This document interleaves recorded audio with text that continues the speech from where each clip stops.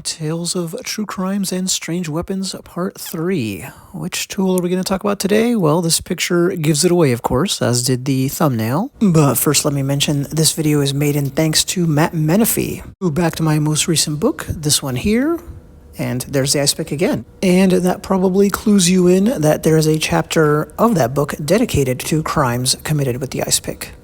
And now let's get into such a crime, but one that is not in the book. First, though, why were these things ever a thing?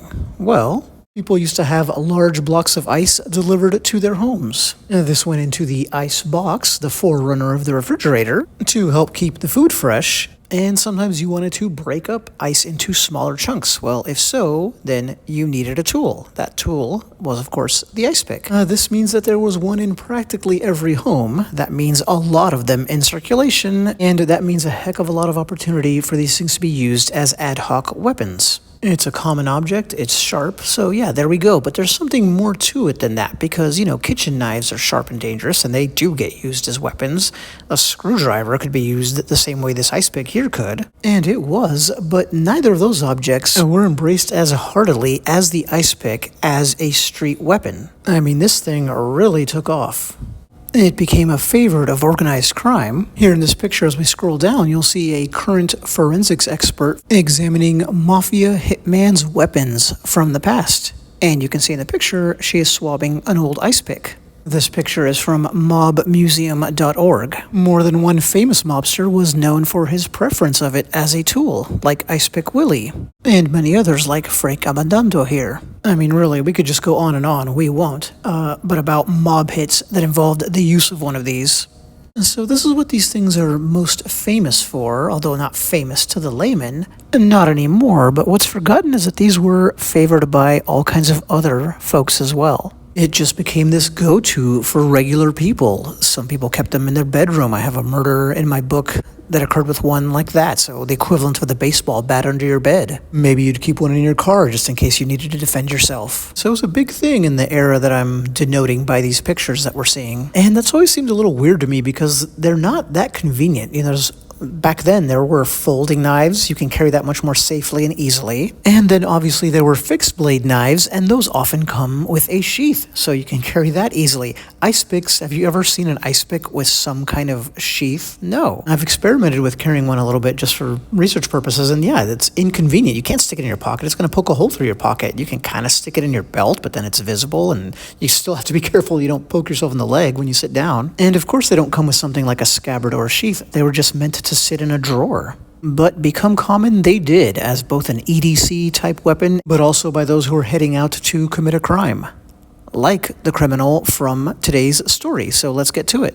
It happened in 1932, and of course the first thing people think of when they hear 1930s is the Great Depression. And of course that did dominate the decade, but during those years, there was a middle class, there was an upper class, there's always rich people no matter what. Like this couple here from back then. I have more than one incident in my book from those years involving people who were not struggling. One of them was a millionaire. Yes, that's an aside, but just something to keep in mind whenever you think about that time period in America and what people were living like at that time. It's not just people experiencing the Dust Bowl, standing in bread lines, etc. Now, notice this book title here, Pennsylvania's Coldest Cases, focusing on 10 big unsolved murders from that state, of course. Our crime is not one of them, but is connected to one. This review of that book says that the 1932 murder of Norman Bechtel in Philadelphia is the most gruesome and mysterious of the 10 murders in that book. So how was Norman killed? Well, his face was mutilated, but that didn't do him in. What did was that somebody stabbed him several times around the heart, forming a circle pattern made of narrow stabbing wounds. An African-American chauffeur was charged with the crime, but the case against him was so shoddy that the verdict was overturned. And keep in mind, this is the 1930s, and a black man convicted of murder actually ends up walking. Like, the case against him must have been really flimsy. Anyway, this unsolved murder was a very big deal. As you can see in this image here, there's a theory about an unknown killer from Long Island known as the 3 times maniac being the culprit. For us, the bottom line is that the Philadelphia police are working really hard on this case, trying to crack it. But the investigation stalled out. and was really on ice until December when a new lead led the captain to put this man, Detective Krosky, known as one of his best investigators, on the trail. And once he got involved, Krosky felt he was really onto something. He thought he was going to crack the case. And maybe he was, but he never got the chance. He'd been assigned to look into the Bechtel murder on December 5th, but he himself was killed on December 7th. He pulled his car into his home garage on the night in question. His mother and brother were inside and heard him pull up. The following is pretty sad in more than one way, but his mom gets concerned because he's not coming inside. Some time has passed. She goes out there and sees a woman she does not know putting her adult son into a car and driving off, like speeding off. And she would never see her son alive again. But no, it's not because the mystery woman killed him. She was taking him to the nearest hospital. She had just happened to be driving by in the aftermath of the attack that would be responsible for his death. He died later at the hospital. He had been stabbed 5 times in the neck with an ice pick. This all happened about 5 o'clock in the evening on a rainy and cold, December 7th night. If you've been paying attention to the image on screen, then you know that a person of interest was sought and captured for the killing, and that this suspect was known as Sugarfoot Green. A big manhunt was effected for him pretty much in the immediate aftermath of the crime, and he was found fairly easily because he was well known in the neighborhood. Why was he well known? Because he was the area's ice delivery man. And we know he used the tool of his trade to kill Krosky in Krosky's garage. What we don't know is why. There was rampant speculation, of course, that he was killed in order to stop him from discovering the truth in the Bechtel case. The murder methods were pretty similar in the two slayings, so maybe Sugarfoot was Bechel's killer, and maybe he hoped the cold, rainy night would have been enough cover for him to get away after lying in wait for Krosky, probably sneaking into the garage right behind the car. And that's not a terrible plan, although, 5 o'clock, there's still going to tend to be people out, and there were.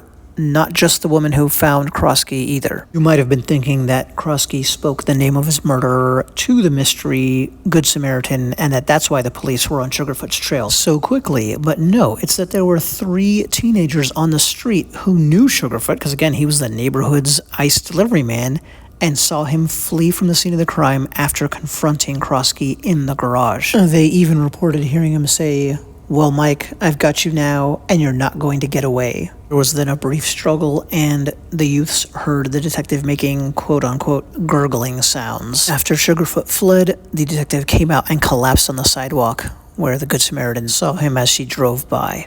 Well, the big lingering question is, of course, was Krosky's killing related to his investigation to the Bechtel case?